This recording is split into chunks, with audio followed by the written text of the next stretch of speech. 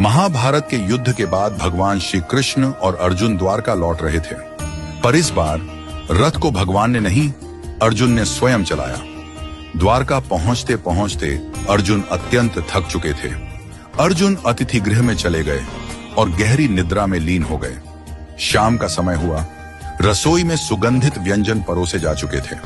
रुक्मिणी जी ने प्रेम पूर्वक भगवान को भोजन परोसना प्रारंभ किया और कहा, प्रभु भोजन आरंभ कीजिए। भगवान श्री कृष्ण बोले, रुक्मिणी, हमारे घर में अतिथि आए हुए हैं। हम अतिथि के बिना अन्न का एक कौर भी ग्रहण नहीं कर सकते।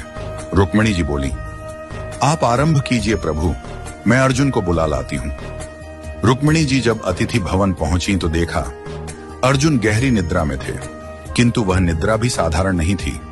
उनके रोम रोम से कृष्ण कृष्ण की ध्वनि प्रस्फुटित हो रही थी। उनके पूरे शरीर से ऐसा प्रतीत हो रहा था मानो हर कोशिका भगवान का नाम जप रही हो। रुक्मिणी जी उन्हें जगाना भूल गईं। उनके नेत्र नम हो गए।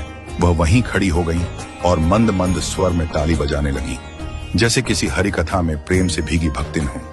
उधर भगवान श्री कृष्ण ने नारद जी से कहा, नारद, देखो तो सही, भोग ठंडा हो रहा है, कोई अर्जुन को बुलाकर लाए भी या नहीं। नारद जी तुरंत वीणा लेकर अतिथि भवन पहुंचे। उन्होंने वहां का दृश्य देखा तो स्तब्ध रह गए। अर्जुन का रोम रोम कीर्तन कर रहा था।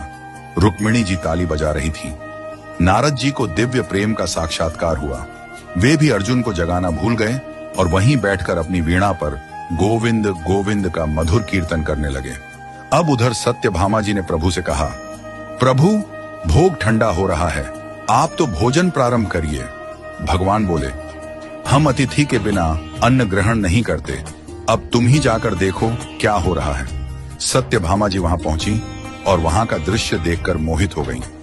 एक ओर अर्जुन का निष्कलंक भक्ति रस, दूसरी ओर रुक्मिणी जी की तालियां, तीसरी ओर नारद की वीणा, तो सत्यभामा जी भी नृत्य करने लगी। उनका मन उस भाव में इतना डूब गया कि वह भी अर्जुन को जगाना भूल गई। उधर भगवान बोले, सब कहते हैं भोग ठंडा हो रहा है, पर कोई हमें बुलाने वाला नहीं। लगता है मुझे स्वयं चलकर देखना पड़ेगा कि वहां ऐसा क्या हो रहा है जिसमें सब हमें ही भूल गए हैं। भगवान श्री कृष्ण वहां पहुंचे और जो दृश्य देखा वह अद्भुत था। भगवान के नेत्र सजल हो गए।